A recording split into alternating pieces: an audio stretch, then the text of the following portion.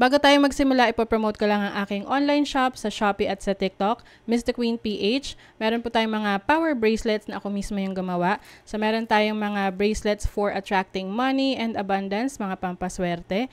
And then meron din tayong bracelets for protection, anti-evil eye, anti-inggit, and also for balancing your chakra. Meron din tayong bracelets for intuition, wisdom, courage, communication, clarity, and love. So lahat po ng ating bracelets ay meron ng kasamang pouch, instruction leaflet, and extra string.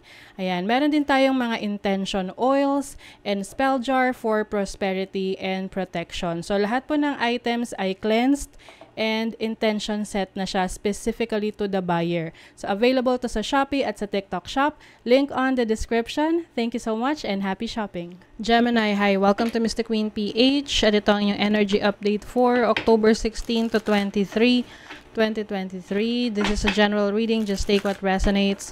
Watch your Sun, Moon, Rising, and Venus para sa iba pang mensahe. And thank you so much sa lahat ng sumusuporta dito sa ating channel. Just a reminder, gamitin nyo lamang ang reading na to bilang gabay. Ayan, so promote ko muna yung Gemini bracelet na nag-a-align sa energies ng Gemini. So meron tong Sodalite, Blue Lace Agate, at Amazonite. So ito ay available sa aking Shopee. Link on the description. Ayan. So let's see, Gemini. Ano yung update sa inyo? Second half ng October. What is the energy for Gemini? Wow, the Empress. The Empress is about abundance, fertility, productivity, and also focusing on yourself, focusing on and taking care of yourself. Yung iba magkakaroon ng glow up ngayong second half ng October.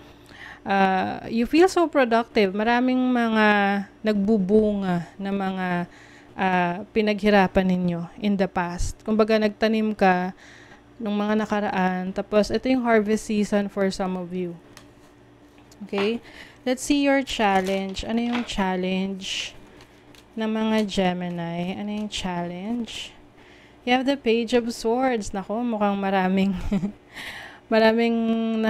parang nakikiusyoso sa nangyayari sa buhay nyo. Especially kung nakikita kayo na umuunlad, nag-improve yung sarili ninyo, or lalo na kung ikaw ay biglang nag-glow up, tapos nakita ka ng mga tao, or nakita ka sa social media. So, they're like so curious about you na, ginawa nito, ganon. Oo, maraming nagiging interesado sa'yo. Pwede rin may gossip around you, may nagchichismisan, pinag-uusapan ka tungkol sa anong nangyayari sa buhay mo ngayon. Pwedeng may mga naiinggit. Okay? So, let's see your opportunities. You have the Two of Wands. This is moving to a direction na nandoon yung passion mo. So, you have the opportunity to explore and to finally choose, pumili kung saan ka mas magiging productive, saan ka mas magiging masaya. Yung iba sa inyo may opportunity kayo sa abroad. Pwede ring yung online trading or pakikipagkalakalan sa ibang bansa. Oo. Let us see your blessing. Ano yung blessing ng mga Gemini? The blessing is the Emperor. Wow. Merong opportunity for you, like pwede tong posisyon sa trabaho, sa career. Managerial position for some of you, leadership role para sa iba. And this is finally taking control of your life, na ikaw mismo yung nag-handle. So, yung iba sa inyo, you might be in a business right now, tapos yung business niyo nagpa-prosper, talagang nag-grow, lumalaki, no? Kaya meron dyang mga nakikialam or parang nakikiusyoso, pwedeng pinag-uusapan ka nila. And this is also planning, no? Marami ka pang nabubuong plano para sa sarili mo, para sa buhay mo, para sa family mo. Let's clarify. What is the Empress? The Fool. Oh, this is freedom. Yung iba sa inyo, meron kayong kumbaga siniswerte kayo ngayon sa sa trabaho na self-employed or yung meron kang kalayaan. Oo. Wala kang boss. You are your own boss.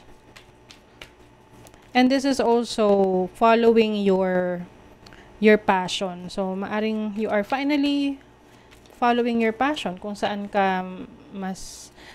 yung gusto mo talagang gawin. Example, you are passionate in photography, we are passionate in baking, or anything na nandun talaga yung mas nagiging creative ka. Oo.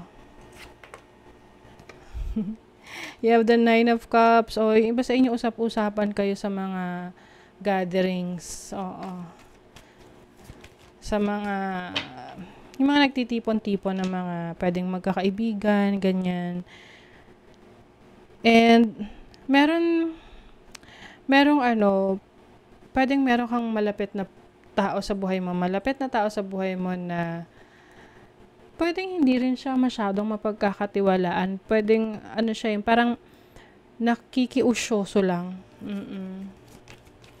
Possible rin merong inggit, ganon. May jealous of your success. What is the 2 of Wands? The Judgment. Ooh, this is change. This is rebirth, a new you. Parang you are reinventing yourself. You have the opportunity na baguhin totally yung ginagawa mo ngayon, or pwedeng ginawa mo na yan. And ito yung tipong hindi akalain ng iba na magagawa mo. Kumbaga sa you are rebranding. Nire-reinvent mo yung sarili mo. What is the Emperor?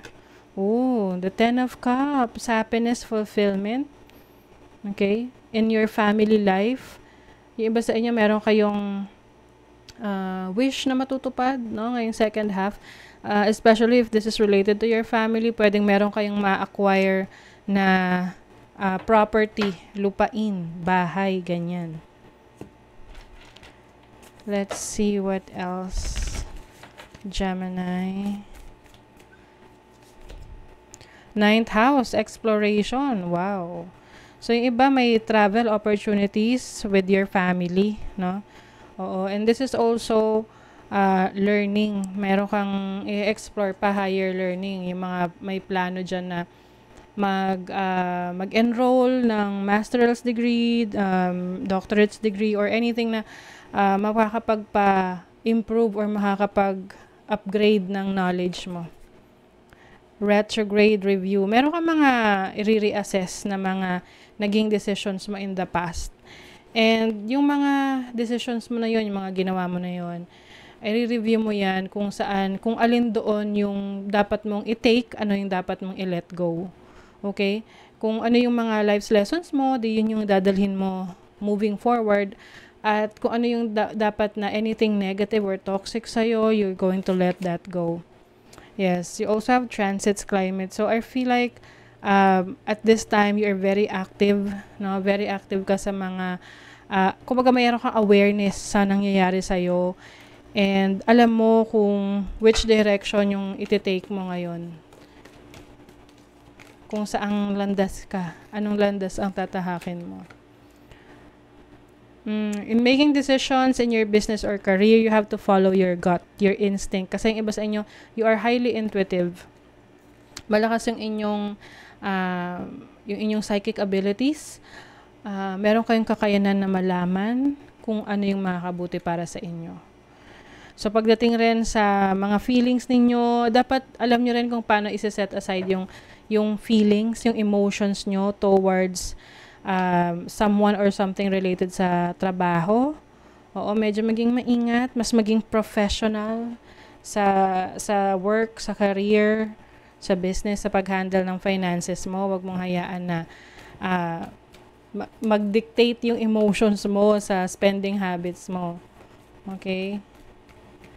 Let's see sa love. Attraction and unrequited. Meron sa inyo rito nagkakaroon ng interest sa isang tao pero parang hindi na ibabalik, hindi na compensate. Oo, parang isa lang yung may gusto. Pwedeng ikaw to or the person that you're dealing with may nagkakaroon ng interest sa'yo pero hindi mo gusto. Or may gusto ka, hindi ka naman gusto. Parang ganun. Okay? You cannot make a mistake. There are infinite possibilities available to you. Where is your heart guiding you? So, you're being guided kung saan ka mas mapapabuti. Okay? So, follow your instinct, follow your intuition.